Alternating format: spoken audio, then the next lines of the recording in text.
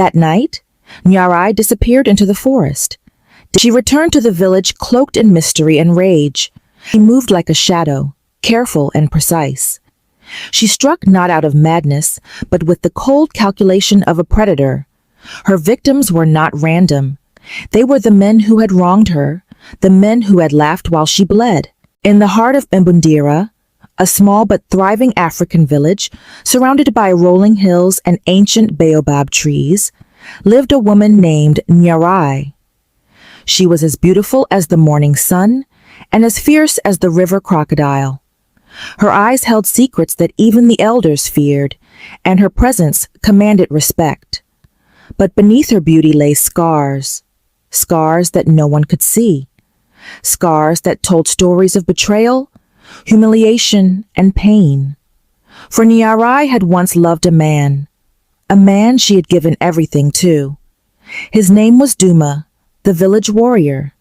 Yet Duma's love was a mask for deceit. He had not only betrayed her, but led a group of men who defiled and humiliated her, leaving her broken in body and spirit. That night, Nyarai disappeared into the forest. Days turned into weeks, and the villagers believed she had been taken by spirits. But Nyarai had gone to the hills to seek wisdom and vengeance. She visited the old woman known as Mavuto, the keeper of forbidden secrets. For months, Nyarai trained under her guidance, learning herbs, poisons, and the ways of silent killing. She returned to the village cloaked in mystery and rage, but no one suspected what she had become. One by one, the men of the village began to fall. At first, it seemed like accidents. Hunters found unconscious and writhing in pain, farmers crawling back home with shame written across their faces. But soon, the whispers began. They had been mutilated, their manhood taken. Fear spread like wildfire. Husbands refused to leave their homes at night. Boys were sent away to distant villages for safety. But Nyarai was patient. She moved like a shadow, careful and precise. She struck not out of madness, but with the cold calculation of a predator. Her victims were not random. They were the men who had wronged her, the men who had laughed while she bled. Duma was the last. When she finally came for him, he was surrounded by warriors, trembling like a trapped animal. Yet, he could not escape her wrath. Nyarai entered the circle of men, her knife gleaming under the moonlight. The warriors hesitated, for they saw something unearthly in her eyes, something far stronger than steel. "Your time has come, Duma," she said. "Please, Nyarai, forgive me," he begged, dropping to his knees. But Nyarai did not flinch. "You never begged when I screamed," she replied, her voice sharp as her blade. And with that, she ended his reign of terror. Years passed, but the legend of Nyarai never faded. The men of Mbundira whispered her name in fear, and the women spoke it in reverence. But while some saw her as a savior, others called her a curse. The village struggled to rebuild its shattered pride. The men who remained had become timid, their strength drained by the fear that Nyarai might return. The new chief, Mambo Chikuru, was a man of wisdom, but he despised the legacy Nyarai had left behind. To him, she was a symbol of rebellion, and her actions had weakened the balance of power between men and women. Determined to erase her story, he ordered all songs and tales of Nyarai to be silenced. But legends cannot be buried. One night, as the village prepared for the annual harvest festival, a shadow returned to Mbundira. It was Tariro, a young woman whose face bore the same fiery spirit as Nyarai.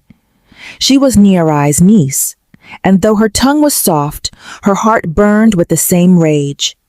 Tariro carried a secret. She had spent her childhood in the forest with Nyarai, learning the arts of herbs, hunting, and survival. Nyarai had trained her, preparing her for a time when the village might forget her warnings. Tariro had returned because the shadows of violence had crept back into Mbundira. A new group of men, warriors under Chief Chikuru's command, had begun taking women as trophies. They called themselves the Blood Spears, and they reveled in cruelty, believing no one would challenge their power. Tariro watched them closely, her eyes sharp and calculating. She remembered the stories Nyarai had told her about betrayal and vengeance. But this time, she did not act alone. She gathered the women of the village, those who had long lived in silence and fear, and trained them in secret. They became the Daughters of Nyarai, a sisterhood bound by blood and revenge. One by one, they lured the blood spears into traps, poisoned food, hidden pits, and silent attacks under the cover of darkness. The men awoke in terror, discovering their manhood severed and their power stripped away. The village erupted in chaos. Chief Chikuru ordered hunts to capture the rebels, but they moved like ghosts, striking and disappearing into the shadows. Finally, Chikuru himself was taken. Tariro stood before him, the same knife that Nyarai had once wielded glistening in her hand. "You thought killing a legend would bury her," Tariro said, "but legends never die. They rise again through us." Chikuru begged for his life, just as Duma had done years before, but Tariro was unmoved. "This is not revenge," she said. "It is justice." And with that, she ended his reign, just as her aunt had done before her. The women of Mbundira declared themselves free, their chains broken. They built a new society where strength was not measured by brutality, but by unity. And though Nyarai never returned, her spirit remained in the hearts of the women she had empowered. The Daughters of Nyarai became a force feared across the land, a reminder that no cruelty would go unanswered, and no woman would suffer in silence again. And so, the shadow of Nyarai continued to haunt Mbundira, not as a curse, but as a flame, eternal, unyielding, and unstoppable. The rise of the sisterhood. The Daughters of Nyarai had transformed Mbundira, where fear and oppression once ruled.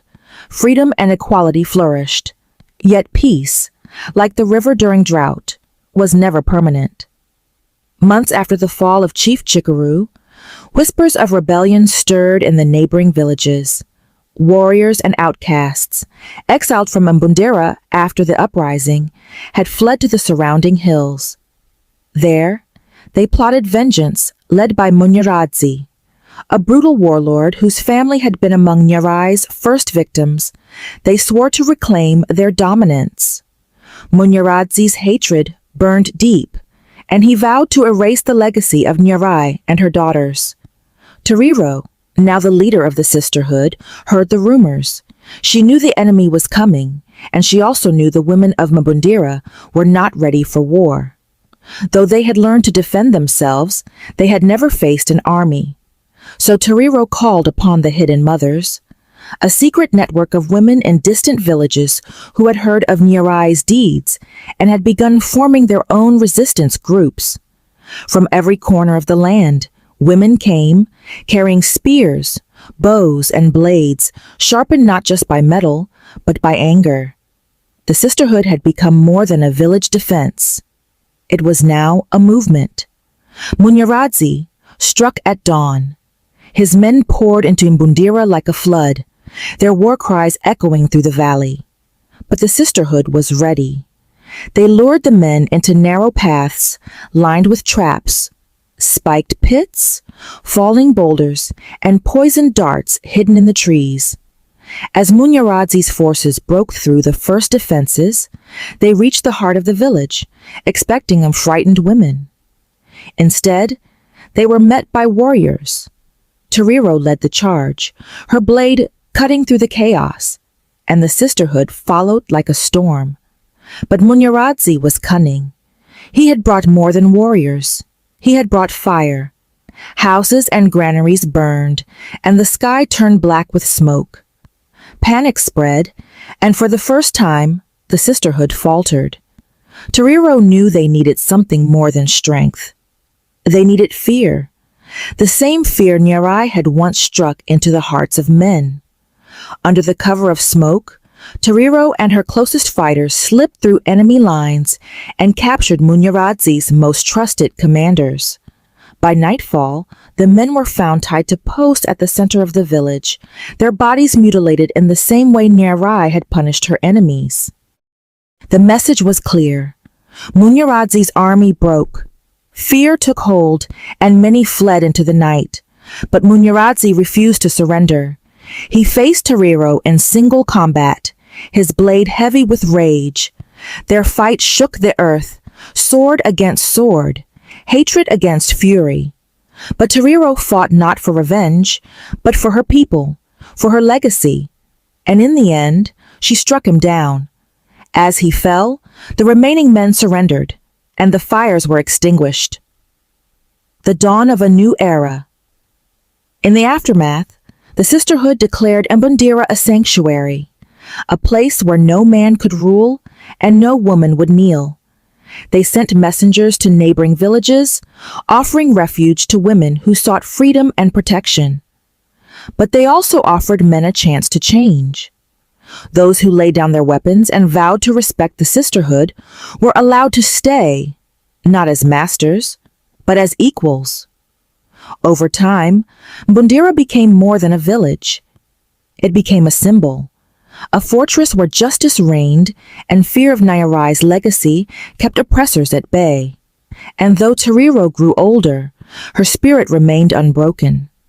She knew that the world would always test them, and new enemies would rise. But the sisterhood had proven one thing. They were unshakable. They were eternal. They were daughters of vengeance. And the legend of Nyarai lived on, not as a shadow of fear, but as a flame of hope. The blood oath. Years passed, and the sisterhood thrived. Mbundira had become a fortress of equality and strength, attracting women from distant lands who sought safety and purpose. Tariro, now older and wiser, was revered as the mother of blades, a living symbol of the legacy left by Nyarai. But peace was fragile. Far to the east, beyond the great river, a new threat emerged, a tribe known as the Iron Fangs, led by a monstrous king called Ngwazi the Butcher. Ngwazi was not an ordinary man. He ruled through terror, branding his enemies with red-hot iron and leaving fields of corpses as warnings. He heard tales of Mbundira and its women warriors, and their defiance enraged him. "This is a sickness," he growled. "Women cannot rule. They must be tamed." With a horde of mercenaries, Ngwazi marched toward Mbundira, determined to burn it to the ground. The call to arms. Tariro knew that this battle would be unlike any before. The Iron Fangs were ruthless, and their numbers dwarfed the sisterhood. She gathered her council and spoke with fire in her voice. "This is not just a fight for Mbundira. This is a fight for every woman who has ever been silenced, beaten, or broken. We will not run. We will not bow. We will fight like lions, and we will make them fear our names." The women raised their weapons high, chanting Nyarai's name. Tariro then performed the blood oath, an ancient ritual passed down from Nyarai herself. Each warrior cut her palm, letting her blood mix with her sisters as they swore. "We fight as one. We die as one. And if we fall, we rise again as shadows in the night." The sisterhood's numbers swelled as messengers called allies from every corner of the land. Women who had been slaves, outcasts, and forgotten daughters joined their ranks. Even some men, humbled by Nyarai's legacy, swore loyalty to their cause. When Ngwazi's army arrived, the ground shook under their feet. Drums thundered, and the night sky glowed with torches. But the sisterhood stood unbroken, their faces painted red with clay, their spears ready. The battle began at dawn. Arrows rained from the trees, and fires erupted in the tall grass, trapping Ngwazi's men. Hidden pits and poison traps slowed their advance. But still, the Iron Fangs pushed forward. At the heart of the chaos, Tariro fought like a spirit possessed, her blade dancing through the enemy ranks. But Ngwazi was relentless. He broke through the lines and confronted Tariro, his massive frame towering over her. "You fight well for a woman," he sneered, "but your time ends now." Tariro gripped her blade. "It's not my time that ends. It's yours." Their duel shook the battlefield. Ngwazi's strikes were heavy, but Tariro was fast. She dodged and countered, drawing blood with each cut. Yet Ngwazi would not fall. Then Tariro remembered Nyarai's lesson. The strongest beast has a weakness. It's pride. Tariro let Ngwazi think he had her cornered. As he raised his blade for the killing blow, she dropped to her knees and drove a hidden dagger into his thigh. Ngwazi roared in pain and stumbled. With a final strike, Tariro slit his throat, and the butcher fell. Victory and sacrifice. The sight of their fallen king shattered the iron fangs. The sisterhood pushed them back, and by nightfall, the enemy fled. Mbundira had won, but victory came at a cost. Many sisters fell, their blood staining the earth. Tariro stood over their bodies, her heart heavy but her spirit unbroken. She gathered the survivors and declared, "We did not fight for ourselves alone. We fought for every woman who will come after us. Let this place be their refuge and their strength." The legacy lives on. In the years that followed, the sisterhood grew beyond Mbundira. Villages and cities joined their cause, forming a network known as the Flame of Nyarai. Their warriors, both women and men, patrolled the lands, ensuring no tyrant could rise unchecked. Tariro's name became as legendary as Nyarai's, but she always reminded her sisters of one truth. We are not saviors. We are not queens. We are fire, and fire cannot be tamed. And so, the story of Nyarai, the woman who had risen from pain to shape a new world, burned brighter with each passing generation, carried on the wind as both a warning and a promise. No woman would suffer in silence again.